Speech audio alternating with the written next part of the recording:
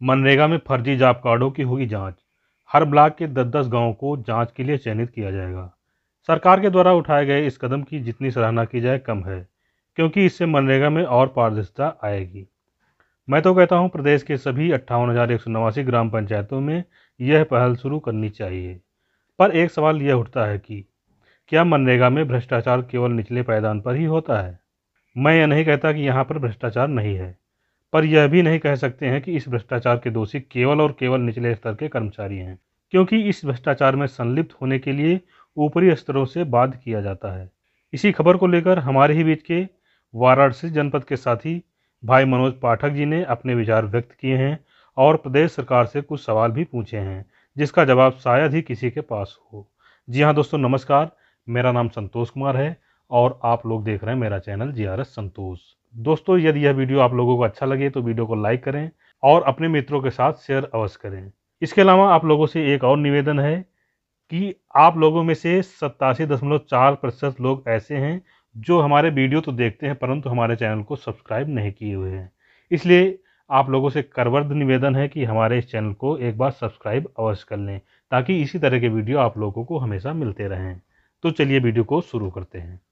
इसमें मनोज पाठक जी ने लिखा है कि उपरोक्त पद के अवलोकन के क्रम में यह दृश्य हो रहा है कि हमारे विभागीय मंत्री जी व उप मंत्री श्री मौर्य जी का अच्छे से ब्रेन वॉश किया गया है। महोदय, मैं आपको विनम्रतापूर्वक अवगत कराना चाहता हूं कि जिस तथ्य के आधार पर आप फर्जी जॉब कार्ड धारक या भ्रष्टाचार का सबसे बड़ा केंद्र मनरेगा को बताने का कृत्य करने जा रहे हैं, उसके संदर्भ में कुछ सवाल आपसे हैं और आपके मातहत इस सिस्टम को चलाने वाले लोगों से है। प्रथम यह कि मनरेगा की मजदूरी का वर्गीकरण करने के बाद भी मनरेगा मजदूरी इतनी लंबित क्यों है। दूसरा, जब हम मनरेगा मजदूरों को लगाते हैं तो उसमें से कोई वर्गीकरण नहीं किया जाता है। जो भी आएगा उसे हम काम देंगे और समय रहते मनरेगा गाइडलाइन के अनुसार हम उसके भुगतान की समस्त प्रक्रियाओं को पूर्ण कराने की जिम्मेदारी भी उठाते हैं। लेकिन शासन स्तर से 6 महीने से 1 साल तक मजदूरों के खाते में मजदूरी न जा पाना, यह कहां तक का न्याय है? क्या यहाँ मनरेगा गाइडलाइन का पालन हो रहा है? और बाकायदा यह जान लें कि जब मनरेगा एक अधिनियम की योजना है जिसमें हर किसी को न्याय पाने का अधिकार है और समय समय पर इसमें राज्य सरकार व केंद्र के द्वारा यथोचित संशोधन का भी प्रावधान है, लेकिन विगत वर्षों में इसकी रीढ़ की हड्डी कहे जाने वाले कर्मचारियों के लिए क्या संशोधन किया गया है? मनरेगा के मजदूरों की मजदूरी तो बढ़ाते चले गए, लेकिन व्यवहार में क्या यह उचित है? बाजार में जिस मजदूर की मजदूरी का कीमत 400 से 500 आंका जाता है और उसे दिहाड़ी मिलती भी है, वहीं मनरेगा में मात्र 213, क्या यह न्याय संगत है? अगले बिंदु पर मनरेगा योजना में जो कार्य कराए जाते हैं वह पूर्णतया पारदर्शी हैं। मजदूरों द्वारा जमीन पर कार्य कराए जाने के बाद जो भुगतान होता है उसकी कंटीजेंसी क्रिएट होती है और उसी कंटीजेंसी से सभी का भुगतान होता है, जिनमें मानदेय, डीजल, पेट्रोल, स्टेशनरी आदि सभी आते हैं।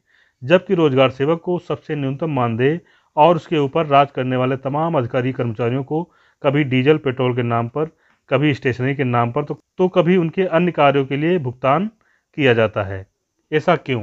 आज दिनांक 21 अगस्त 2022 को लगभग 17 करोड़ मानव दिवस क्रिएट किए जा चुके हैं।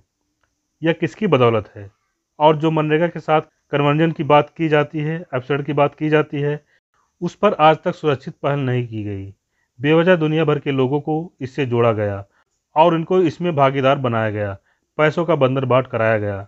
आज जिन महिला मेट की बात की जा रही है उनका आधार पहले से प्रावधान है और उनको हम लोग कार्य भी करने और कराने में सहयोग करते हैं, बशर्ते यहाँ सिर्फ और सिर्फ कानून बनाने की प्रक्रिया चल रही है। बाकी धरातल पर कार्य करने के लिए कोई व्यवस्था नहीं बन पा रही है। आज आपको भ्रष्टाचार दिख रहा है, लेकिन 2005 में जब से मनरेगा योजना लॉन्च हुई है, इन्हीं रोजगार सेवकों ने, ग्राम प्रधानों ने मिलकर क्षेत्र में कोरोना के विषम परिस्थितियों में भी प्रदेश को नंबर 1 बनाने का कार्य किया था। शायद आपको संज्ञान भी होगा। दूसरी बात, बायोमेट्रिक अटेंडेंस की बात कही जा रही है। बायोमेट्रिक अटेंडेंस देने में या लेने में आने वाले तकनीकी दिक्कतों को दूर करने में सरकार ने कौन सी बड़ी भूमिका निभाई है, जरा उस पर भी हम लोगों को बताने की कृपा करें, क्योंकि बिना अच्छे वर्जन के एंड्रॉइड फ़ोन के यह संभव नहीं है। क्या सरकार ने इसे सुचारू रूप से कार्य करने वाले को मुहैया कराया? इस पर कोई पहल नहीं हो पाई, जबकि कंटीजेंसी में पैसे का दुरुपयोग अन्य सभी जगहों पर किए जा रहे हैं। एक मोबाइल का प्रयोग लगभग 2 से 3 सालों तक सुगमतापूर्वक किया जा सकता है, लेकिन आज तक उसकी व्यवस्था नहीं करेंगे। अगर किसी प्रकार की व्यवस्था है तो उसमें आपके द्वारा launch mobile monitoring system app का सुचारू रूप से न चलना तमाम कार्यों में बाधक बन रहा है, क्योंकि 1 सप्ताह का मास्टर रोल पूर्णतः आपके ऐप के द्वारा पूर्ण रूप से नहीं भरा जा सकता है। बीच में ही उसमें कुछ न कुछ तकनीकी दिक्कतों का करना ही पड़ सकता है, जिसके परिणाम स्वरूप कुछ वर्क आईडी को जीरो करना पड़ता है। पूछिए मजदूर से जिसकी मजदूरी रोक दी जाती है, जो पूरे दिन श्रम करने के बाद मजदूरी छठे महीने 1 साल तक नहीं पा पाता है। उसे पूछे, कभी उनका दर्द भी जानना चाहिए। आपके लाखों लाख सैलरी पाने वाले अधिकारियों की स्थिति यह है, प्रति कार्य उन्हें नियमित कमीशन नजराना दिए बगैर उनके यहाँ से कार्य को संस्तुत नहीं किया जाता है। इसके लिए भी क्या कोई नियम कानून है? यह पैसे आएंगे कहाँ से?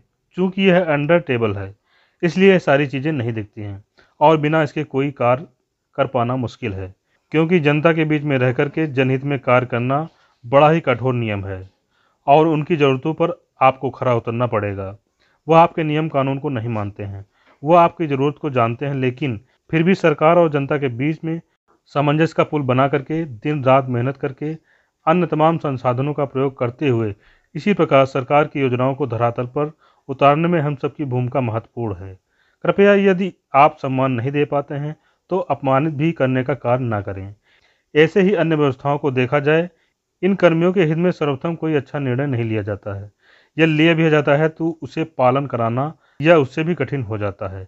जैसे मैं एक छोटे से उदाहरण के रूप में बताना चाहूँगा कि 2015 से शासनादेश आया हुआ है पीपीएफ, लेकिन आज तक लगभग 7 सालों में किसी कर्मचारी के खाते में कोई पैसा जमा नहीं हो पाया है। उस कर्मचारी की क्या गलती है, जिससे पैसा तो काटे जा रहे हैं लेकिन वह पैसे सही जगह पहुंच नहीं पा रहे हैं? यह किसी भ्रष्टाचार की ओर इंगित करता है। कृपया इस पर भी प्रकाश डालने की कृपा करें। सोशल ऑडिट के नाम पर तमाम समितियों का गठन किया गया है। सारे प्रोजेक्ट देखने और पत्रों का अवलोकन करने के बावजूद सबका अपना अपना कमीशन बंधा हुआ है। इस पर अंकुश कौन लगाएगा? 200 रुपये पाने वाला वह बहुत बड़ा चोर हो गया है और लाखों लाख कमाने वाले पुरस्कार के हकदार हो गए हैं। दोहरा न्याय का मापदंड बिल्कुल ना अपनाया जाए। सादर धन्यवाद। आभार। आपका मनोज पाठक, बनारस।